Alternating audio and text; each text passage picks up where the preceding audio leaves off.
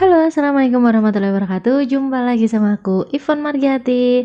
Gimana kabar kalian teman-teman semuanya? Semoga selalu dalam keadaan sehat walafiat ya. Amin amin ya rabbal alamin.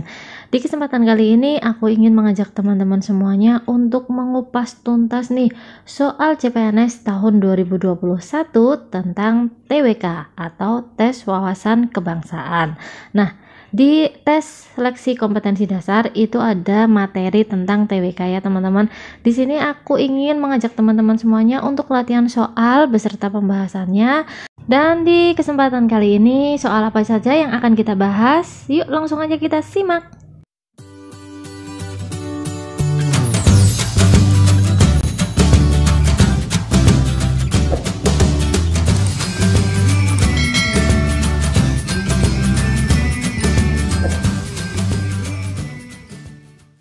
Hal yang pertama, dalam konsep negara kesejahteraan atau welfare state, maka fungsi negara adalah A.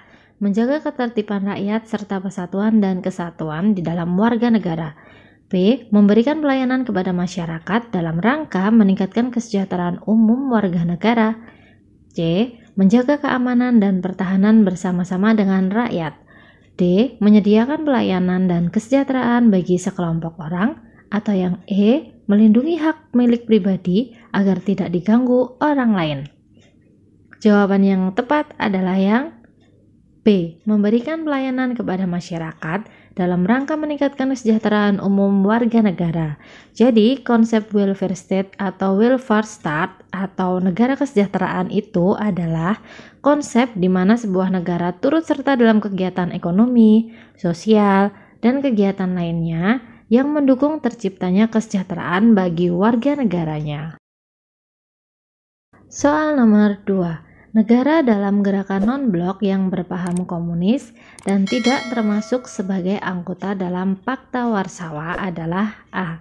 Cekoslovakia, B. Bulgaria, C. Yugoslavia, D. Uni Soviet, atau E. Jerman Timur. Jawaban yang tepat adalah yang C. Yugoslavia. Hati-hati ya teman-teman, ini yang tidak termasuk. Nah, meluasnya pengaruh Uni Soviet sesudah Perang Dunia II di Eropa Timur sangat mencemaskan negara-negara Eropa Barat, terutama Inggris dan Perancis. Kecemasan ini membuat negara-negara Eropa Barat dan Amerika Serikat mendirikan suatu pakta pertahanan yang dikenal dengan nama NATO atau North Atlantic Treaty Organization atau Organisasi Pertahanan Atlantik Utara. Untuk mengimbangi kekuatan NATO, pada tahun 1955, Uni Soviet mendirikan suatu pakta pertahanan yang diberi nama Pakta Warsawa. Anggota Pakta Warsawa terdiri dari negara-negara Uni Soviet, Albania, Bulgaria, Cekoslovakia, Jerman Timur, Hungaria, Polandia, dan Rumania. Soal nomor 3. Perlawanan rakyat Maluku terhadap pemerintah Belanda diawali dengan tindakan Kapiten Patimura yang mengajukan daftar keluhan kepada A. Van der Capellen, B. Francois Wittert, C. J.P. Koon, D. Peter Put, E. Vandenberg.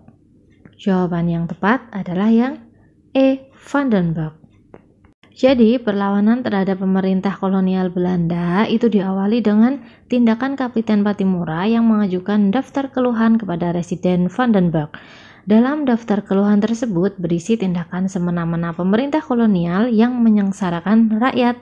Keluhan tersebut tidak ditanggapi oleh pemerintah Belanda, sehingga rakyat Maluku di bawah pimpinan Kapiten Patimura menyerbu dan merebut benteng Dordtstad di Saparua. Dalam pertempuran tersebut, Residen Vandenberg terbunuh. Perlawanan kemudian meluas ke Ambon, Seram, dan tempat-tempat lainnya. Soal selanjutnya, soal nomor 4. Pemerintah lokal atau daerah di Indonesia diatur dalam pasal 18 Undang-Undang Dasar 1945. Dari pasal 18 tersebut dapat disimpulkan beberapa hal di bawah ini kecuali A. Prinsip menjalankan otonomi daerah seluas-luasnya termasuk dalam hal politik luar negeri, pertahanan, keamanan, justisi, moneter, fiskal nasional, dan agama. B. Prinsip daerah mengatur dan mengurus sendiri pemerintahannya menurut asas otonomi, dan tugas pembantuan. Hal ini menegaskan bahwa pemerintahan daerah adalah pemerintahan otonomi dalam Negara Kesatuan Republik Indonesia. C. Prinsip badan perwakilan dipilih langsung dalam suatu pemilihan umum. D. Prinsip mengakui dan menghormati kesatuan masyarakat hukum adat beserta hak otonominya. E. Prinsip mengakui dan menghormati pemerintahan daerah yang bersifat khusus dan istimewa, seperti DIY, Aceh, dan otonomi khusus Papua. Jawaban yang tepat adalah apa nih teman-teman? Ini kecuali ya teman-teman. Jawaban yang tepat adalah yang A. Prinsip menjalankan otonomi daerah seluas-luasnya, termasuk dalam hal politik luar negeri, pertahanan, keamanan, justisi, moneter, fiskal nasional, dan agama. Soal nomor 5. Salah satu strategi yang digunakan Belanda untuk menghadapi perlawanan rakyat Aceh adalah A. Benteng Stelsel, B. Kultur Stelsel, C. Divide et Impera, D. Continental Stelsel, atau E. Konsentrasi Stelsel. Jawaban yang tepat adalah yang E. Konsentrasi Stelsel. Pada tahun 1873, Belanda mulai melaksanakan aksi militer dengan menyerang dan menduduki Istana Sultan serta membakar Masjid Raya Aceh yaitu Batur Rohim. Tindakan Belanda ini menimbulkan kemarahan rakyat dan ulama Aceh yang kemudian mengadakan perlawanan dan menewaskan Jenderal Kohler. Perlawanan rakyat Aceh disemangati oleh perang agama dalam mengusir orang Belanda yang dianggap kafir, sehingga perang tersebut dikenal sebagai perang jihad. Sistem gerilya digunakan rakyat Aceh dalam menghadapi Belanda, sementara Belanda menggunakan siasat konsentrasi Stelsel. Soal nomor 6. Negara yang dikenal dengan nama Mother of Parliament adalah A. Inggris, B. Prancis, C. Amerika, D. Italia, atau yang E. Spanyol. Jawaban yang tepat adalah yang A. Inggris. Negara Inggris dikenal sebagai induk dan pelopor sistem parlementer atau the Mother of Parliament karena Inggrislah yang pertama kali menciptakan sistem parlementer yang mampu bekerja. Melalui pemilihan yang demokratis dan prosedur parlementer raya, Inggris dapat mengatasi masalah sosial sehingga menciptakan kesejahteraan sosial.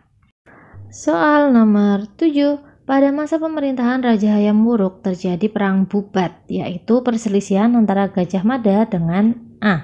Kerajaan Kediri, B. Kerajaan Sunda, C. Kerajaan Singasari, D. Kerajaan Samudra Pasai, atau E. Kerajaan Banten. Jawaban yang tepat adalah yang B. Kerajaan Sunda.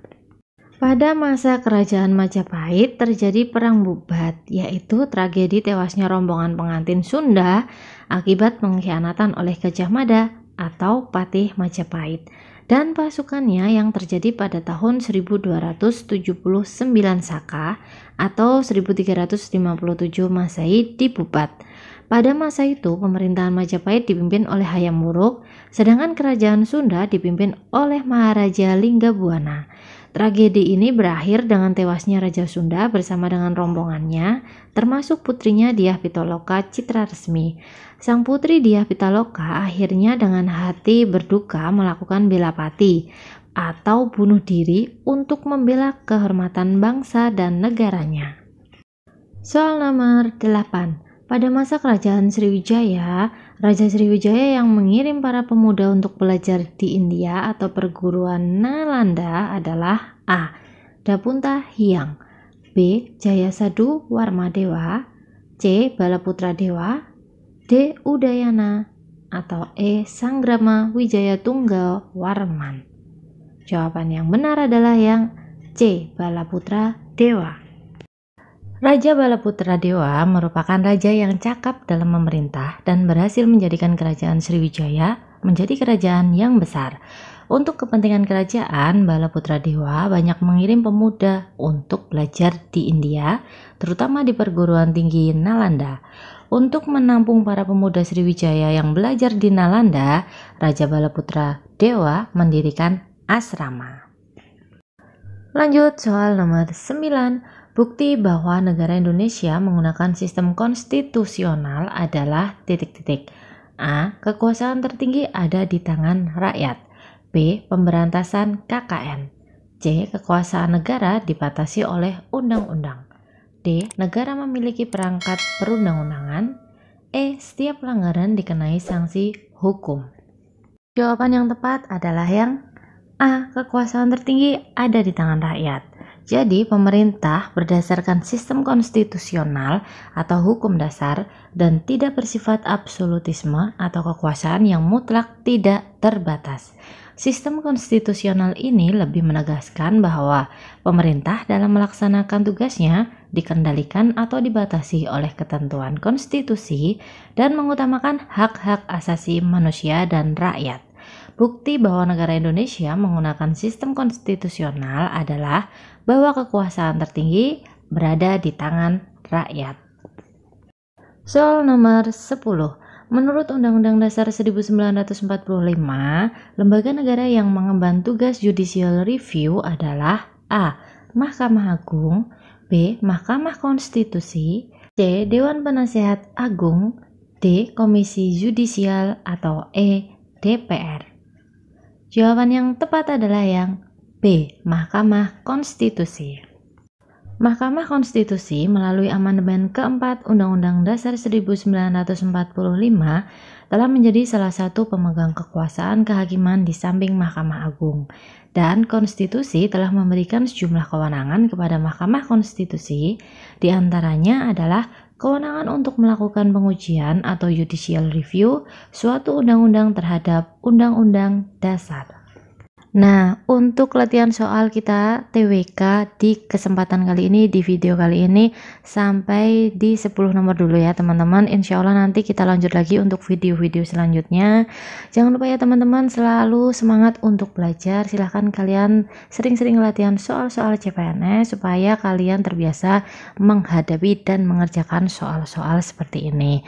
Dan terima kasih udah melihat video aku sampai selesai. Bagi teman-teman yang belum klik tombol subscribe, ayo klik tombolnya dulu, klik tombol subscribe. Silahkan kalian bunyikan loncengnya supaya kalian dapat notifikasi kalau aku upload video. Dan silahkan kalian like, silahkan komen, dan silahkan share ke teman-teman kalian supaya lebih banyak orang yang mendapatkan manfaat dari video ini. Terima kasih ya. Assalamualaikum warahmatullahi wabarakatuh.